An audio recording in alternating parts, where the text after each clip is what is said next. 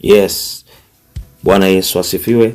Ninafurahi kukuona kwa siku nyingine tena ya leo. Nami ninatamani nichukue dakika hizi kuendelea kujenga kwenye ule msingi ambao tumeanza kuona siku ya jana. Nimshukuru Mungu kwa ajili yako na kuombea hii session fupi ya neno iwe ya mguso na ya baraka kwako. Baba, katika jina la Yesu tunasema asante. Asante kwa uwepo wako, asante kwa nguvu zako. Uwepo wako umekuwa kiu yetu ya kuzidi kukua. Uwepo wako umekuwa sababu yetu ya kuzidi kukujua. Tunakushukuru kwa maarifa ya neno na nguvu. Now I pray kwa kila ambaye anaenda kukutana tena na ile fundisho. Oh Jesus, may our life be transformed.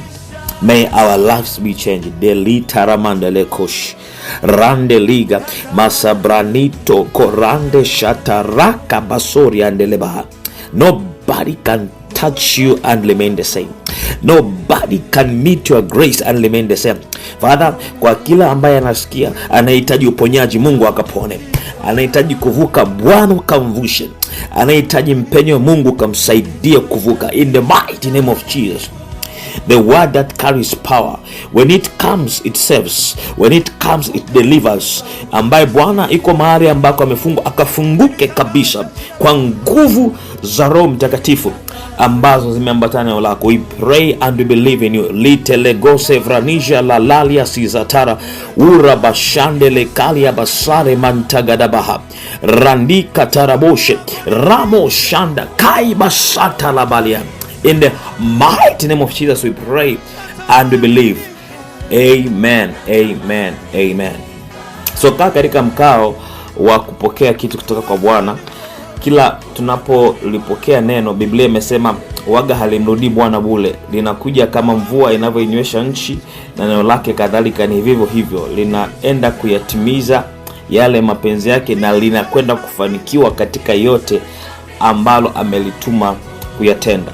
Hausikii tu neno, ila unasikia ujumbe ambao Bwana ameutuma kwa ajili yako.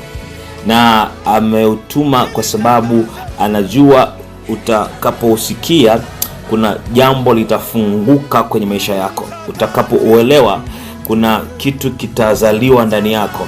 Kuna mahali utavuka, kuna mahali utafunguka, kuna mahali utaanza kuona kwa usahihi sana.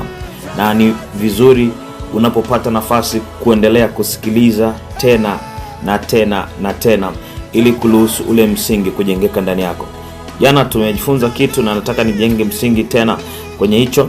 Wakati Bwana amekutana na yule mtu wa Mungu, alikuwa ni Farisayo, alikuwa mtu wa jina lake Nikodem. Huyu alikuwa anajificha ficha kwa sababu alikuwa hataki aonekane kwamba naye ni mfuasi wa Bwana. Kwa hiyo alikuwa anamjia usiku, akawa anamuuliza baadhi ya mambo. Na jana nikaa nimekuonesha kwamba wakati yeye yuko anamwambia Bwana kwamba wewe umetoka kwa Mungu, kwa maana hakuna mtu wa kawaida ambaye anaweza kufanya mambo ambayo anayafanya. Moja kwa moja Yesu akamuonesha mlango wa kuyafanya ambayo anayafanya. Yesu akamuonesha kwamba ninachokifanya ni maisha ambayo yanaweza yakaishika kwa kila atakayekubali kuyapokea. Hasiishi hivi kwa kuwa I'm special, no. Naishi hivi kwa sababu kuna kitu kinaitwa ufalme, kuna kitu kinaitwa maisha ya roho ambayo ninayo, ambayo nimekuja kuyaleta kwa kila atakayeniamini, ili azaliwe katika hayo na aweze kutembea katika hayo. Ukisoma vizuri utaona mstari wa pili anasema tunajua kabisa umetoka kwa Mungu. Na nikakwambia jana kuna ishara zitaanza kuonekana kwenye maisha yako na watu watajua hakika wewe umetoka kwa Mungu, uko na Mungu, Mungu yuko pamoja na wewe. Anasema tumejua hakika umetoka kwa Mungu, kwa maana hakuna mtu awezaye kuzifanya ishara hizi uzifanyazo wewe isipokuwa Mungu yupo pamoja naye. Na mimi nakuombea Mungu akaonekane waziwazi this time kwamba Mungu yuko pamoja na wewe. Maisha yako yakawe ishara, maisha yako yakawe na dalili zote, maajabu yote. When people look at how things are moving in your life, let them know there is a God by your side, because you are never alone. This God is by your side. So Bwana anamwambia kwamba mimi nakwambia kwamba mtu asipozaliwa mara ya pili hawezi kuona ufalme wa Mungu. Nikodemo akachanganyikiwa, akamuuliza sasa unamaanisha nini? Kwamba ninaweza kurudi tena tumboni mwa mama yangu nikazaliwe tena? Ona anachomwambia Bwana Yesu mstari wa 6. Leo nataka tukae na mstari wa 6 na kuendelea. Okay, ngoja nianze mstari wa 5. Anasema akajibu akamwambia, mtu asipozaliwa kwa maji na kwa roho hawezi kuingia ufalme wa Mungu. Kilichozaliwa kwa mwili ni mwili na kilichozaliwa kwa roho ni roho. Anachomaanisha ni kwamba hivi, maisha unayoona na yaishi, haya sio maisha ya mwili ya kawaida. Haya ni spirit life, ni maisha ya roho. Sasa ukizaliwa kwa mwili umepewa maisha ya mwili.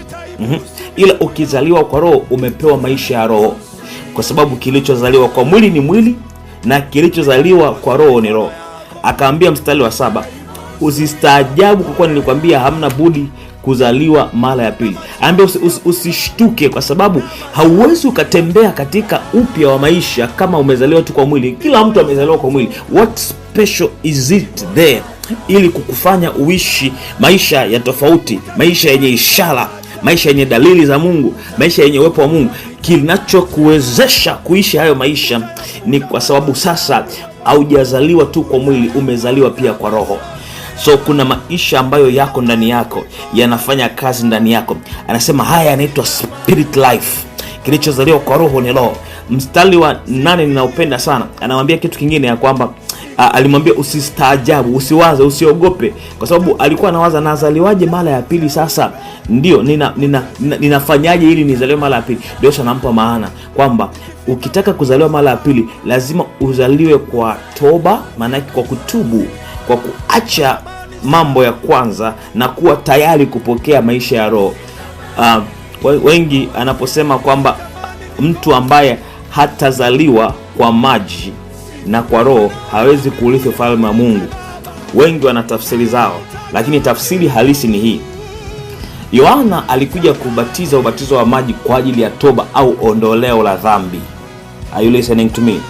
So unapotaka kuzaliwa mara ya pili, cha kwanza lazima ukubali ondoleo la dhambi kwa njia ya kazi ya msalaba ya Bwana Yesu. Ukubali kutakaswa. Roho Mtakatifu anapokuja kushuka, anakuja kushuka mahali ambako pameandaliwa, moyo ambao umekubali kutubu. Ndio maana kila wakati mtu anapoongozwa sala ya kumpokea Bwana lazima aambiwe kwamba ninatubu dhambi zangu, ninaomba unioshe, ninaomba unisafishe. Ile ndio kuzaliwa kwa maji, ndio kusafishwa, kutakaswa na maovu yetu kwa njia ya imani katika kazi ya msalaba. Na ukitaka uelewe ninachokisema, Yohana alisema mimi nawabatiza kwa maji, lakini atakaye kuja juu yangu atawabatiza kwa roho. Na unakuta siku ambayo Bwana Yesu anabatizwa kwenye maji, alivyotubatizwa kwenye maji, alivyotolewa, ghafla Roho Mtakatifu akashuka kama ua, akakaa juu yake. Unaelewa maana yake ni kwamba ubatizo huu wa maji au maisha ya toba, maisha yenye unaposafishwa unaandaliwa kwa ajili ya kumpokea Roho Mtakatifu. Kwa maana haya maisha mapya tunayaishi kwa nguvu za Roho Mtakatifu. So kuzaliwa kwa maji haongelewi kwa maana sijui ya vitu vingine, sijui labda sijui ubatizo, sijui, maana wengi wana tafsiri zao ambazo hazina msingi mzuri katika ukweli halisi wa rohoni. Ukweli halisi wa rohoni ni kwamba unaposafishwa, kuondolewa dhambi, kusamehewa dhambi, unakuwa unaandaliwa kupokea na kuishi maisha haya mapya yanaitwa spirit life. So anamwambia kitu nataka nimalizie nacho, mstari ule wa 8. Anasema upepo huvuma upendako na sauti yake waisikia, lakini hujui unakotoka wala unakokwenda. Na hapa wengi sana waga tunatafakari. Hata mimi nilikuwa nimekaa nimetafakari sana. What does he mean? Anataka kusema nini Bwana Yesu? Bwana Yesu anaongelea masuala ya kuzaliwa mara ya pili. Ninaomba usiende mbali na hapa. Anaongelea masuala ya kuzaliwa kwa roho. Alafu anasema hivi kwamba upepo huvuma upendako, na sauti yake waisikia, lakini hujui unakotoka wala unakokwenda. Kadhalika hali yake yeye aliyezaliwa kwa roho. Hasa nisikilize kwa makini sana. Tunapoongelea upepo katika Biblia tunamaanisha roho. Asili ya neno roho ni neno pneuma, neno la Kigiriki ambalo linamaanisha pumzi au linamaanisha upepo. Sio, unaelewa? So anachotaka kusema kwamba tunapoongelea swala la mtu kuzaliwa mara ya pili, hii ni kazi ya Roho wa Mungu katika utu wa mtu wa ndani. This spirit life, na ndio msingi wa ambacho tunakifanya sasa hivi. Spirit life ni kazi ya Roho Mtakatifu katika mtu wa ndani. Unaweza usione kwa sababu hauoni katika mwili. Ndio maana nasema upepo tu unavuma unakopenda, unasikia sauti yake. Yaani kama hapo ukiona upepo unapita, utaona tu mtu unaenda kushoto kulia, utaona maua vitu vinapulizwa kwenda huku na huku, lakini hauwezi ukauona ule upepo kwa macho yako, lakini impact ya ule upepo unauona. Kadhalika kazi ya Roho Mtakatifu, unaweza usione jinsi mchakato anavyofanya ndani yako, lakini utaona maisha yako yanavyoendeshwa na Mungu, maisha yako yanavyobadilishwa na Mungu, maisha yako yanavyoanza kutofautishwa. Utaanza kuona jinsi ambavyo Mungu anakutenga na vitu, anakutenga na aina fulani ya mawazo. Hauoni kwa mwili, upepo unavuma upenda kwa kadiri ambavyo Roho anataka kukuongoza. Manake unapoanza kuishi katika Roho, unaanza kuishi maisha ambayo Roho Mungu mwenyewe anaanza kukuchukua, anaanza kukuongoza. Hautajua imekuwaje, lakini tu utasikia tu ndani yako kwamba hapana, nisifanye hivi, hapana nisiende huku, hapana nisiongee hichi. Hauoni kwa macho ule mchakato, unasikia tu kitu unasikia impact, unasikia matokeo. Ile ni kazi ya Roho Mtakatifu katika utu wako wa ndani. So kiufupi, maana nyingine ya maisha ya roho au spirit life ni maisha ambayo yanaongozwa, yanawezeshwa, yanaendeshwa na Roho Mtakatifu. So you have to come to this understanding ili uanze kuelewa nini ambacho umekipokea. Ninaomba unielewe kwa kumaanisha kweli kweli. Tunaingia kwenye majira ambayo lazima tuishi maisha ya roho. It is a must. Lazima tutembee katika maisha ya roho. Lazima tuanze walk in this life we carry in Jesus. It will differentiate us. Na ndicho ambacho ninatamani ukielewa asubuhi ya leo, ya kwamba Roho Mtakatifu ndiye ambaye anakisponsor. Jambo lako la kwanza wewe ni kuomba, Bwana nisafishe, nioshe, nitakase, mapungufu yangu nisamee, dhambi zangu ziondoe. Alafu Roho Mtakatifu nipe kuishi, nipe hayo maisha, niongoze, niendeshe. Yaani hauna maombi mengi makubwa ya kuyafanya magumu, ni haya ninayokuambia. Uwe na moyo wa toba, wa kwa maana ya kutubu, kuachana na mambo ya kwanza, kutaka kutembea na Mungu.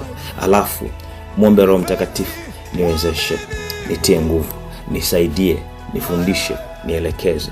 The moment adapt aina hii ya maisha, utaanza kujikuta mambo yako yanabadilika. Hautaona mwilini, hautaona, nakwambia, hautaona kwamba sijui imekwaje, lakini tu utaanza kuona matokeo ndani yako.